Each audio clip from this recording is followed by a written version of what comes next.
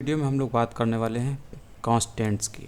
तो पीएचपी में कांस्टेंट्स क्या होते हैं, इन्हें कैसे बनाया जाता है। तो कांस्टेंट का मतलब ही होता है कि ऐसा वेरिएबल जिसमें एक बार आपने वैल्यू डाल दी तो उसको आप चेंज नहीं कर सकते।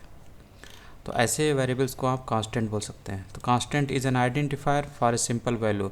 The value can not be change during the script. जिस स्क्रिप्ट में ये जोड़ा गया है वहाँ पर इसकी वैल्यू को आप चेंज नहीं कर सकते अगर इसमें एक बार वैल्यू आपने डाल दी। दूसरी बात यह है कि ये जो कांस्टेंट होते हैं इनको बनाने के लिए इसके नेमिंग में आपको डॉलर सिंबल इस्तेमाल करने की ज़रूरत नहीं।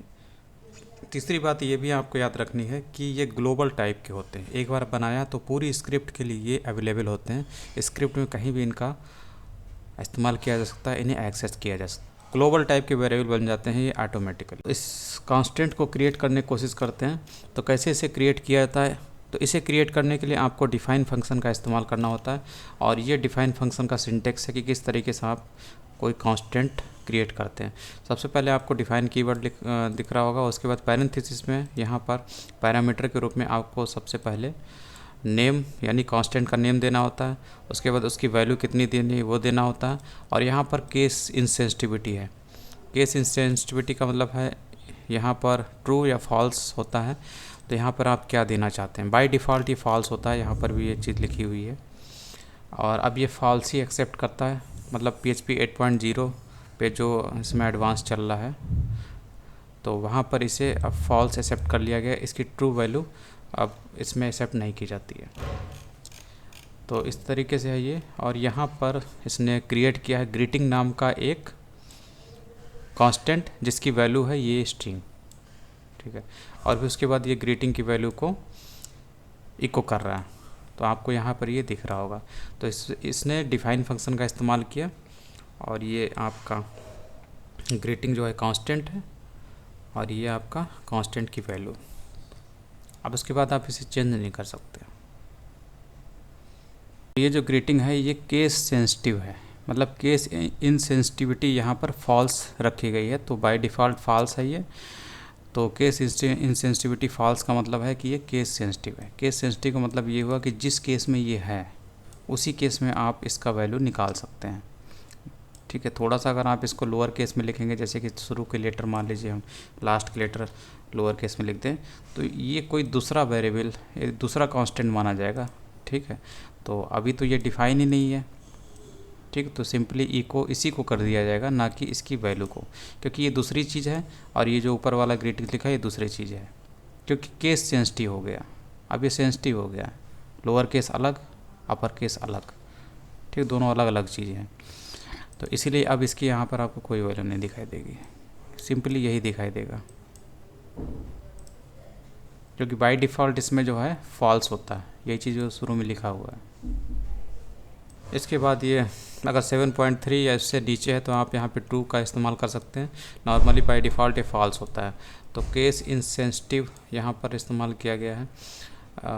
केस इंसेंसिटिव यहाँ पे ट्रू रखा गया। इसका सिंपली मतलब ये होता है कि ये जो आपने बनाया है ग्रीटिंग नाम का ये केस इंसेंसिटिव है, यानी कि आप इसको छोटे में लिखिए या बड़े में लिखिए। यहाँ पर बड़े में लिखा गया कैपिटल लेटर में, और आप छोटे लेटर्स में लिखेंगे तब भी ये आपको इसका आउटपुट मिलेगा। जैसे कि यहाँ पर ये इसको देख लेते हैं। तो अगर ये 7.3 पे चल रहा होगा तो ये छोटे में लिखा गया तब भी इसका आउटपुट आपको देखने को मिल रहा है, ठीक है। तो यही होता है केस इनसेंसिटिव। और अगर आप यहाँ पर इसको फॉल्स कर देंगे तब केस इनसेंसिटिव यहाँ पर फॉल्स हो गया, यानी कि इसका मतलब ये है ये केस सेंसिटिव हो गया। केस सेंसिटिव होने का मतलब ये है अब यहाँ से आपको इसका आउटपुट नहीं दिखाई देगा, क्योंकि इस नाम का कोई वेरिएबल जो है वो है ही नहीं, ठीक है। सिंपली आपको पूरा पूरा यहाँ पर आप नाम लिखना पड़ेगा। जैसे कि अब यहाँ पर अगर आपको इसकी वैल्यू चाहिए तो ये आपका अब दिखाई देगा आपको, ठीक है, अब दिखाई देगा क्योंकि ये केस सेंसिटिव हो गया। ये होता है इसका। इसके बाद PHP कांस्टेंट कीवर्ड, इसका मतलब सिंपली ये है कि जो आपने डिफाइन फंक्शन की मदद से जो कांस्टेंट बनाए थे उनको आप दूसरे तरीके से भी बना सकते हैं कांस्ट कीवर्ड का इस्तेमाल करके। ठीक है। और एक बात और भी आपको याद रखनी है, इसको आप किसी ब्लॉक के अंदर नहीं रख सकते। जैसे इफ़ ब्लॉक है उसके अंदर नहीं रख सकते। यहाँ पर ये दिया हुआ है कि किसी भी दूसरे ब्लॉक के अंदर आप नहीं रख सकते। वहीं जो डिफाइन से कांस्टेंट बनता है उसको आप किसी दूसरे ब्लॉक में रख सकते हैं, लेकिन कॉन्स्ट कीवर्ड से बने हुए कांस्टेंट को आप किसी दूसरे ब्लॉक में नहीं रख सकते। और ये भी है कि कॉन्स्ट जो होता है वो हमेशा केस सेंसिटिव होता है। केस सेंसिटिव का मतलब है कि उसमें अगर आपने जिस केस में लिखा है, लोअर केस में लिखा है, तो उस लोअर केस ही माना जाएगा। जैसे किसी को देख लीजिए, ये कॉन्स्ट कीवर्ड से बनाया गया वेरिएबल है, यानी एक कांस्टेंट बनाया गया जिसकी वैल्यू चेंज नहीं होगी। ठीक, केस सेंसिटिव का मतलब है छोटे में लिखा गया, बड़े में लिखा गया है तो आपका बड़े में आपको यहाँ पे लिखना पड़ेगा, कैपिटल लेटर में ये बिल्कुल जैसा लिखा गया बिल्कुल वैसा ही यहाँ पे लिखना पड़ेगा, तभी आपका यहाँ पर आउटपुट आएगा इसका। अगर आपने यहाँ पर किसी लेटर को छोटा कर दिया, जैसे हम लोग इसको छोटा कर देते हैं, तो अब ये जो है कोई दूसरा कांस्टेंट हो गया जिसकी वैल्यू है ही नहीं। ठीक है, तो इसको सिंपली ऐसे ही ये प्रिंट कर देगा, क्योंकि इस नाम का कोई कांस्टेंट है ही नहीं या कोई वेरिएबल है ही नहीं। ठीक है, ये चीज़ है। उसके बाद है कांस्टेंट एरेस।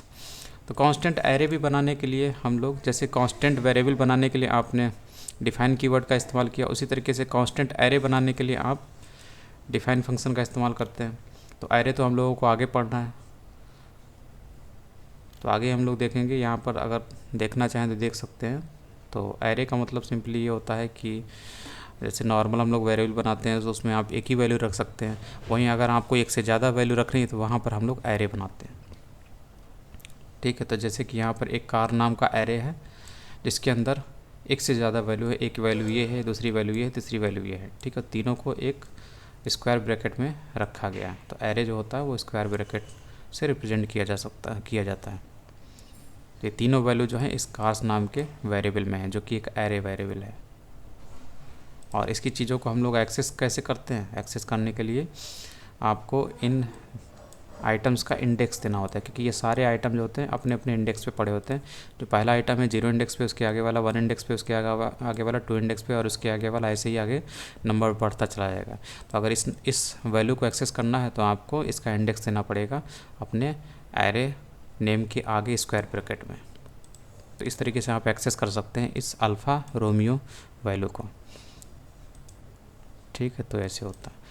तो ये भी क्या है? एरे कांस्टेंट है,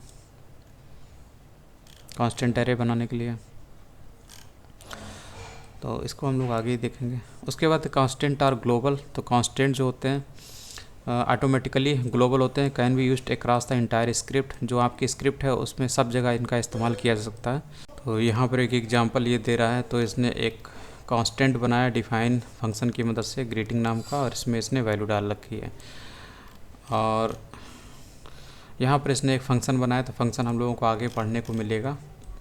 अभी तो हम लोग पीछे हैं, फिर भी देख लेते हैं। तो एक फ़ंक्शन इसने बनाया माई टेस्ट नाम का, और फंक्शन बनाने के लिए इसके पहले आपको फंक्शन कीवर्ड लिखना होता है, उसके बाद फंक्शन का नेम लिखना होता है पैरेंथेसिस के साथ, उसके बाद फंक्शन की बॉडी होती है कर्ली ब्रैकेट वाली, और इसी के अंदर आपका कोड लिखा होता है जिसको आप रन कराना चाहते हैं। तो इस फंक्शन को आपको पहले रन कराना है, उसके बाद ही फंक्शन के अंदर की चीज़ें रन करती हैं। तो इस फंक्शन को रन कराने का मतलब इसे हमें कॉल करना पड़ेगा। कॉल करने के लिए आपको इस तरीके से फंक्शन का नाम लिखना होता है और पैरेंथेसिस देना होता है और सेमीकोलन। तो इस तरीके से फंक्शन की कॉलिंग होती है। फंक्शन की कॉलिंग होती है, कंट्रोल इस फंक्शन के अंदर आएगा और इसके अंदर जो कोड पड़ा है इसको एग्जीक्यूट करेगा। तो इको ग्रीटिंग्स, तो ग्रीटिंग में क्या वैल्यू पड़ी हुई? ग्रीटिंग किस टाइप का? ग्लोबल टाइप का कांस्टेंट है जिसमें ये वैल्यू पड़ी हुई है। तो यही वैल्यू आपको इको कर दी जाएगी आपके स्क्रीन पर। तो इस तरीके से फंक्शन के ज़रिए फंक्शन में भी इस ग्रीटिंग को इस्तेमाल किया गया। तो यही बता रहा है कि ग्लोबल टाइप का नेचर होता है इस कांस्टेंट का, इसलिए फंक्शन के अंदर इस्तेमाल कर लिया गया। तो बस यही था, आगे हम लोग देखेंगे इसको फंक्शन को।